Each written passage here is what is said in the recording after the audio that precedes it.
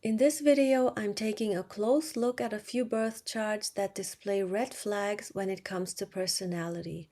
I'm not focusing on dangerous serial killers or the like, but in one of my upcoming videos, I'm going to deal with a dangerous cult leader who was convicted in recent years. The charts I'm using for this video are examples that people will have in common if they were born on the same day and in the approximate same location.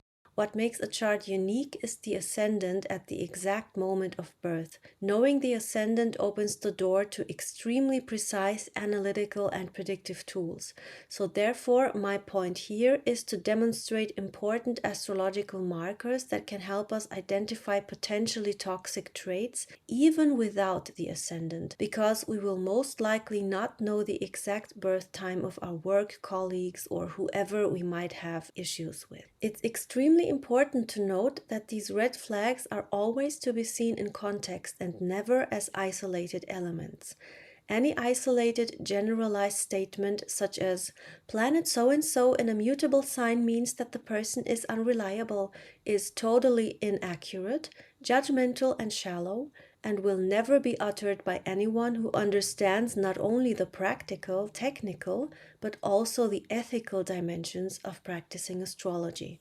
Any competent astrologer knows that looking at any factor by itself, such as the sun sign, is insufficient for learning about a person's potential character. They also know that astrology isn't a popularity contest by which one can determine someone's likability by putting the sun signs on a spectrum from favorable to unfavorable. Lazy Taurus, two-faced Gemini, and all that jazz. The least popular signs always end up on silly ranking lists, such as which zodiac sign is the most likely to be a serial killer and other such nonsense, usually based on extremely flawed statistics. Despite the fact that most people don't take this type of infantile content seriously, it nevertheless throws a very bad light on proper astrology, because most people don't even know that there is a difference between the gossip column New Age babble and the real thing. Despite not having the ascendant, which is extremely important for a number of reasons, it is possible to get a very good glimpse into someone's inner landscape without it. And with this experiment, I'm also demonstrating how you can get a pretty accurate impression of someone's major themes, drives, and even emotional struggles. So without any further ado, let's peer into the abyss. In our first example, the Sun is in Gemini, conjunct Jupiter, denoting a person who is very curious by nature, who loves learning and has a potentially very intelligent mind. However, these positive qualities of Gemini are in this case hampered by a few placements that impede the sign's innately high rationality and ultimately also impede creativity. The moon in Virgo denotes a great deal of rationalizing of emotions, as well as potentially emotional repression, and can be an indicator for a lack of self-esteem, insecurity, or an overly critical disposition. It also represents the quality of relationship with the mother and how she nurtured the individual emotionally, which in this case is a lack of warmth. Let us always keep in mind that we're looking at intricate relations and not single elements, so there is absolutely nothing wrong with the sun in this sign, the moon in that, and so forth. The moon squaring the sun is the first huge red flag though. With the sun representing the father, there is a significant conflict between the parental archetypes and therefore between the person's ego expression and their emotions. The emotional repression is emphasized by the planets within Capricorn's cold and reserved nature, making a trine to the moon in reserved Virgo. A trine is an aspect that supports something and lends it natural ease. However, it depends on what tendency is reinforced. A destructive or damaging tendency supported by a trine is, of course, not the best thing. Chiron, denoting emotional or ego wounds or being different and feeling like an outcast, which could also be a very empowering thing, albeit uncomfortable, in combination with Mars and Venus in Cancer can be, to put it bluntly, typical of a crybaby. The Capricorn planets opposite Cancer might also manifest as an overall lack of maturity. This is, mind you, the worst case scenario. Saturn, which rules Capricorn, is in retrograde, and this can show itself in a lack of structure and discipline, stemming from the reaction to the father figure, as well as one's own ability to deal with reality. This could be someone who has a lot of difficulties being consistent and emotionally grounded, and whose ego and feelings are easily jilted. On the other hand, we have the ruler of sensitive Cancer, the moon, in reserved Virgo, prone to rationalizing emotions, but also a lack of discipline with an overemphasis on emotional reactions. How can such an apparent contradiction express itself? For example, in a person who has lots of empathy for animals and not much for their fellow humans, or is extremely sensitive when it comes to their own feelings, but inconsiderate of other people's. Gemini's ruler Mercury is in Taurus. Mercury, aka the person's capacity for logical thinking, reasoning, and communicating, is quick and highly flexible, yet becomes more fixated, slow, and stubborn, as Taurus is a fixed sign. And Taurus ruler Venus is in highly emotional Cancer, trine the emotionally super intense Pluto in Scorpio, which can indicate, in the worst case, toxic scheming and power plays in relationships, or sexual emotional themes with codependence, dominance, submission, etc. With additionally Neptune and Uranus retrograde in Capricorn, this person could also have a tendency for strong yet fluctuating obsessions and fixations. Even illusions of grandeur or paranoia are possible, and making rash and unwise decisions where money or material things are concerned, but also where emotions are involved. The North Node, symbolizing qualities or areas that one is drawn to in life, is an Aquarius, symbolizing spirituality, originality, but also discipline, as Aquarius is a highly rational and structured sign in its pure nature. The traditional ruler of this sign is Saturn, after all, but Saturn is in a constantly weakening struggle with the emotionally demanding Cancer placements. What we see in this chart, to put it simply, is an overall lack of Saturnian or reality-oriented qualities of logic and reason, emotional maturity, and the ability to truly relate to others instead of being absorbed by one's own complicated emotional and sexual needs, obsessive tendencies, and also a certain sense of superiority. Again, worst case. Therefore, this person is faced with a serious challenge when it comes to cultivating a more grounded and balanced disposition. In a mature and self-aware individual, this chart could manifest as a strong drive for self-expression, artistic talent, and originality. However, the difficult themes remain. Venus in Scorpio is not a red flag per se, and again has to be seen in context, but potentially it could bring some drama into relationships, which can either spice things up or complicate them. And such a person could also be very focused on sex with the right additional aspects. In this chart, we have a trine to Uranus in Cancer, and this placement denotes unstable and dramatic emotions, as well as a potentially obsessive nature in romantic or sexual relationships. The moon conjunct Pluto in Leo can mean that this person is dominant, with strong convictions, while enjoying power plays in relationships, as emphasized by the square to Venus in Scorpio, and needing a lot of emotional validation. Mercury retrograde in Sagittarius conjunct the Sun can indicate a serious lack of filter, talking before thinking, and not the most socially graceful etiquette. Such a person could be hilariously funny or very much miss the mark when it comes to other people's boundaries. Making a trine to the Leo placements, it also indicates a short fuse, possibly issues with nerves, but definitely not a very patient disposition. Chiron in Capricorn can hint at deep issues with authority, realism, practicality, and discipline. In other words, this could very well be an undisciplined person that hates it when you confront them with facts, and they don't think they could ever be wrong. The planets in Libra can denote a concept of logic that may not make any sense to anyone but the person themselves when badly placed, which is the case here due to the square with Uranus in Cancer, or the emotional outbursts and fixations that can come from that. Saturn in Libra would be great by itself, as Saturn is exalted in Libra, but conjunct Neptune not so much, as Neptune blurs, diffuses, weakens, confuses, and makes people prone to delusions when badly aspected. Jupiter in Aries opposite the Libra stellium can indicate a very stubborn individual who is more likely to blame others than take accountability for their own actions. Libra is probably the most intelligent and logical sign, but its expression in this chart is impaired by a degree of confusion and impulsivity. The North Node in Pisces can signify addictive tendencies, and in trine with Venus in Scorpio, they could definitely be of a highly sexualized nature. On the flip side, this person could have genuine psychic or artistic talent or is very drawn to this field. There is a grand cross in cardinal signs, which denotes very strong ideas and a good ability for initiating things, but not much discipline or stamina.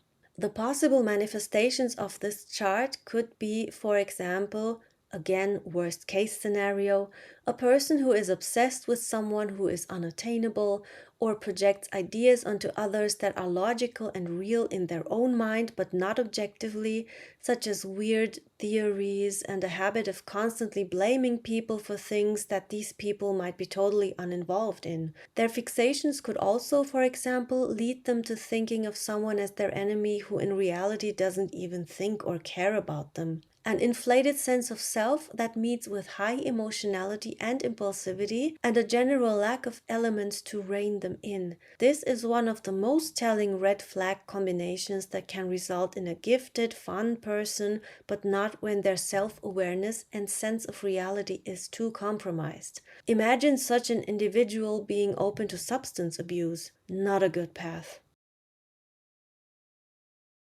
The sun opposite the moon is the first sign of potential trouble because this person will have the constant decision between the drive towards self-expression versus their emotional needs and has to learn to integrate and balance them. It can also indicate a highly ambitious person, for better or worse. In the best case, this can be a really driven and highly charismatic person. The Sun is negatively affected by Neptune in that it can obscure and dissolve the Sun's influence, the sense of self, and possibly also weaken the physical health. The likely outcome is a self-image or sense of self-worth that fluctuates and depends very much on what or who this person is being influenced by. It might also imply that the person themselves is capable of being manipulative and obscuring their true nature, at least for a while, and to an individually varying degree, of course, either intentionally or unintentionally. This particular person might struggle to get the validation they need because they may not act in a way that is straightforward, they may not be showing others who they truly are, again with or without sinister intentions.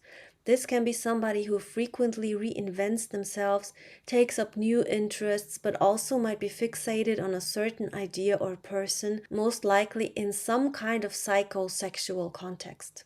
The Moon and Jupiter are conjunct in Taurus, representing physical as well as material nurturing and stability. Jupiter brings happiness, abundance, and wealth, or rather lays the beneficial foundations for its creation if well supported. But in retrograde and challenged by the square to Saturn, this can mean that the person struggles with finding emotional, material, and physical comfort, and can also seek emotional nurturing through material gain or through manipulation in the worst case. The square to Saturn, the planet denoting realism, structure, discipline, karma, maturity, and one's ability to cope with life's demands, is putting a serious strain on this individual's potential to create their own physical happiness and emotional sustenance through their own personal power, because Saturn also makes a square to the Sun conjunct Neptune. The latter being the eternal source of illusion and confusion that leads to many issues in people who lack self-awareness. Self-awareness and emotional maturity are the decisive factors that can turn even the most challenging placements into great personal charisma and power, but not in an immature person, which will always bring out the worst in anything. The aforementioned square could also denote an issue with the father that has sexual undertones, whether real or imagined. The planets in Scorpio will express their nature in a scorpionic way, surrounding the themes of self-preservation, deeply intense emotions, and a certain degree of insecurity or jealousy, but also possibly spiritual interests and a great capacity for self-transformation. You never know with Neptune, as there are blurred lines that can result in artistic gifts or idealism, but also obsession with fantasies, projections, and escapism through various means. Mercury is in detriment in Sagittarius, meaning its nature is not well placed in this sign, where the spiritual and mental mutability can be all-consuming and ungrounded. In the absolute worst case, this could also mean serious mental health problems. Uranus and Pluto in Virgo tells me that this person may derive power from a position in which they can control, heal, or even poison if they are malicious. Furthermore, this can also be someone who is very comfortable with pulling the strings from behind the scenes, which again can be good or bad. This doesn't apply to everyone with these placements. Again, I'm talking about the overall combination of factors that all play into a bigger picture. Virgo has the capacity for healing, but also poisoning, and the reinforcing sextile aspect with Neptune helps bring out the most difficult side of Scorpio, which is highly instinctually motivated with a lack of emotional distance, plus the aforementioned stressful aspect with Saturn, indicating a person who struggles with reality, and adding Chiron in Pisces to that only emphasizes this. I see a definite tendency towards being very insecure and prone to idealization of oneself as well as others, but on the other hand, a potentially devious character that puts others down if they perceive them as being beneath them, and manipulation. With Venus in Libra, this person is probably drawn to romantic partners who are of a certain refined character, such as a free thinker, innovator, or any creative individual with a decidedly intellectual bent.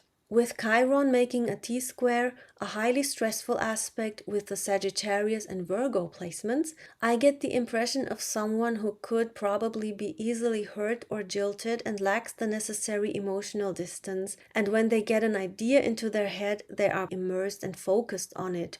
There can be a degree of isolation stemming from this. It could either be great or a total disaster, and in this case, taking everything else into consideration, my overall idea of this exemplary person would imply that they lack rationality, even though they wish to impart knowledge and wish to communicate, as seen in the North Node in Gemini.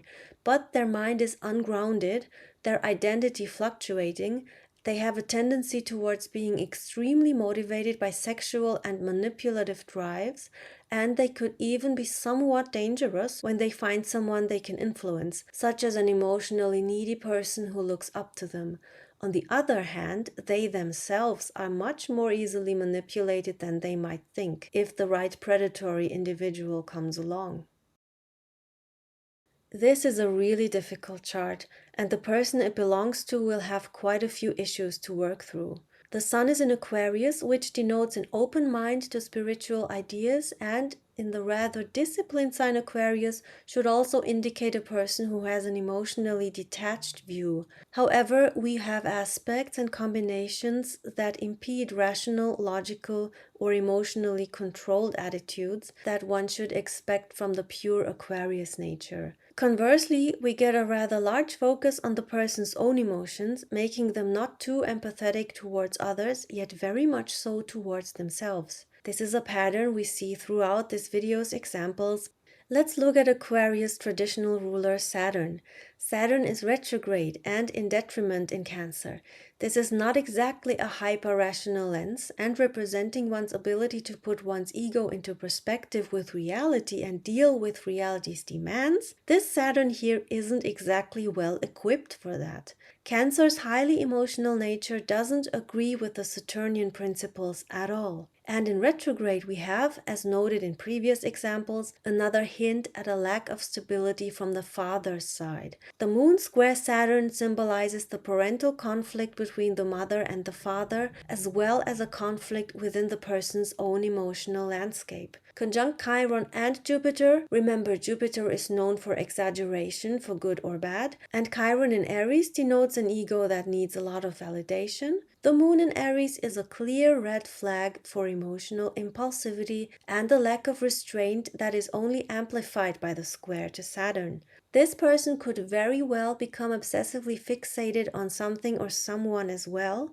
and project their own unmet needs upon them if they represent the kind of maturity or stability that they themselves lack. I say this because of the context with the trine between Saturn and Uranus conjunct the North Node in Scorpio. This could very well indicate an obsessive nature, which can also be very useful under the right circumstances. But in this constellation, I think it's detrimental. A square between the Scorpio placements and the Sun demarcates a tense, stressful relationship between this person's easily offended ego, their sense of feeling threatened by real or imagined enemies, their drive for self-expression, and their obsessive nature that can, in this particular chart, definitely tend towards the vindictive and impulsive due to the lack of balancing factors. This chart displays a grand cross in cardinal signs. This is a very powerful aspect that can give a person a lot of internal stress, but when mastered, can be a source of immense personal growth. These people can instinctively aspire to a leadership position and have a talent for initiating things, but they might lack perseverance. Jupiter blows the impulsivity of Aries out of proportion, but also functions as an amplifier for Neptune in Sagittarius. As the ruler of Sagittarius, Jupiter's trine with Neptune makes the spiritual nature of Neptune's placement in Sagittarius even more intense, because both Neptune and Sagittarius have a distinctively spiritual nature. Neptune can be extremely potent, but in a person's chart that lacks reason and has an overblown emotional side, this is not a good thing at all. Such a person could be prone to spiritual illusions, picking up ideas they resonate with emotionally and running with them. Mars, the warrior, is in Gemini opposite Neptune. This tells me that the person will probably not take too kindly to people challenging their convictions, or that they could be passive-aggressive. Gemini's ruler Mercury is conjunct Venus in Capricorn, where Venus is in detriment and thus not well expressed. Squaring the moon, we have a great potential for stubbornness, materialism, and a certain degree of entitlement. Seen in this context with Pluto's aspects, we have yet another indication of power struggles in relationships, but possibly also unrealistic expectations when it comes to sexuality, or, if this were a woman's chart, men. In a man's chart, this could indicate someone with perceived power struggles with other men, for instance. It could also make this person generally open to societal, spiritual, or global themes, but given the other factors at play, it seems to emphasize the obsessive, verbally aggressive, and also emotionally unempathetic quality and propensity for irrational ideas and attachments, and I also see a pretty serious case of mother issues.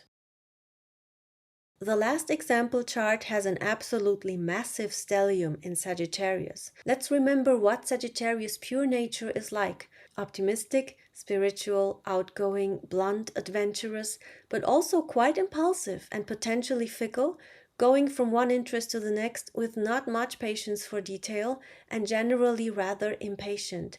This can manifest as an absolutely charming person with a contagiously uplifting nature, but in this case, I think we have a bit of a problem with impulse control. Saturn, Venus, the Moon, Uranus, and the Sun in Sagittarius is a bit much in terms of mutable fire energy, and there is nothing in this chart to bring some form of grounding or easing influence. Earth sign placements could, for example, pull this person's overly active mind and imagination back to reality, especially since the North Node in Taurus hints at this person's direction towards stability and wealth. But Taurus ruler Venus is in Sagittarius and therefore likely all over the place in terms of monetary as well as romantic direction in this case. It's very likely that this particular person could become romantically absorbed in the image of an idealized partner, possibly with a spiritual undertone. I see this in the sextile with Jupiter in Aquarius, which tells me that this person is most likely very interested in ideas of spiritual progress, maybe even with a sci-fi twist. In the worst case, it would be a cult member, for example. But in any case, it is someone who derives great joy from exploring spiritual ideas and looks for a romantic partner who is aligned with this principle. The only problem is that this person may not have the best perspective on realistic situations, including romance. I say this because of Neptune's presence in Capricorn in relation to Mars in Libra. The latter can indicate a rather high sex drive with a great focus on beauty and attractiveness. And Neptune, as we've seen earlier, denotes an area where people can either be prone to manipulation and or be manipulative themselves. In Capricorn, where we find self-discipline, practicality, and impulse control, this combination can be detrimental, especially since Capricorn's ruler Saturn is in super impulsive Sagittarius. It is therefore entirely possible that this person not only has an unrealistic sense of self, but also of others, and could lack maturity as well as having issues with people who represent paternal authority, for example. It could also manifest as having grand ideas, but not being able to get one's finances in order, for example. Another red flag is Chiron retrograde in Gemini opposite the Sagittarius planets. Gemini is not two-faced or bipolar or whatever your average New Age columnist says. Its nature simply calls for the integration of intellect and instinct, and it is highly logical, good with words, and functions in a rational rather than overly emotional way. Gemini's ruler, Mercury, however, is in emotionally super intense Scorpio and at the most intense 29th degree on top of it. So this person's mind probably isn't the most logically oriented, but can be prone to obsessive ideas as Scorpio loves to investigate and get to the bottom of things. But it also can be highly motivated by instinct and therefore detached from logic, again in a person that lacks self-awareness and maturity. However, such a person might very well think that they have a high degree of understanding where it may not really be the case. With Chiron in Gemini, we see an area where the person could feel isolated or misunderstood, or can have great difficulties formulating their thoughts and even putting them into a logically cohesive concept in the first place. They might also construct their own type of logic as well as evade reality. This video was not intended to drag astrology down to the level of the New Agers with their constant attempts at categorizing and judging people, usually with boring sun sign cliches that prove insufficient or outright false at second glance. My aim was to show you that if you respect the classical astrological principles, you can absolutely detect potential difficulties with other people, and there is nothing wrong with that. The ultimate aim is to protect yourself and also to understand the struggles they may carry within themselves. I have done such an analysis with persons whose charts are not among the ones I used here, by the way, who have caused me a lot of pain, and a careful astrological examination showed me where the problems came from, not just in their own charts, because pointing fingers is of course the easiest way out, but also in combination with my own.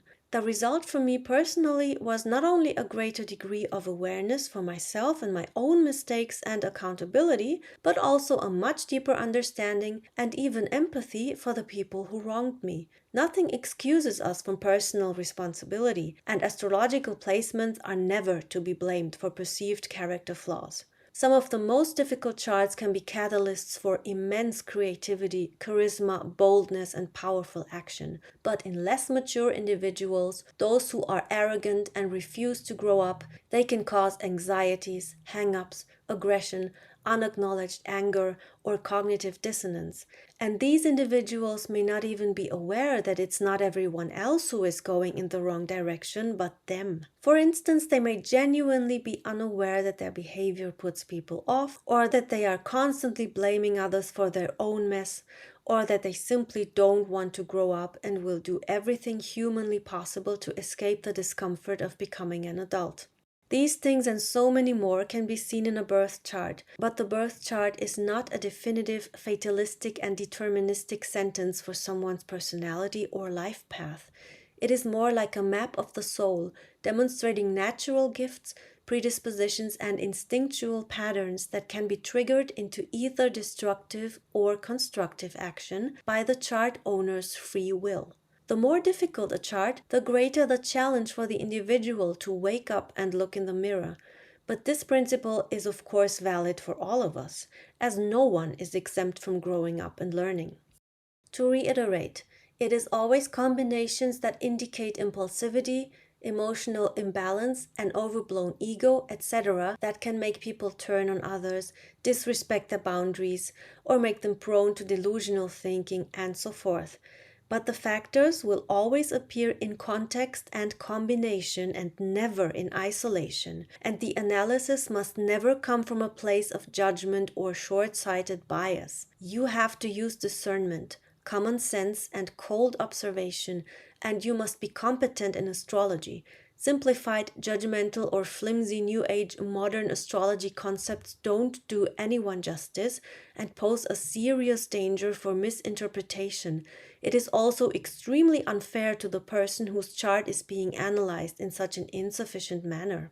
By itself, nothing can paint the full picture, so we must be very careful. Astrology is so much more than the modern pseudo-psychological pop entertainment.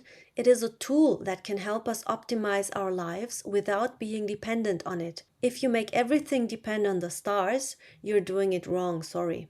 It's all about using astrology consciously and wisely so that it helps us know ourselves better and make better decisions, including who we associate with. Words and images lie, but a birth chart doesn't. Thank you so much for watching. Please like, share, and leave a comment if you've enjoyed this video. Until next time.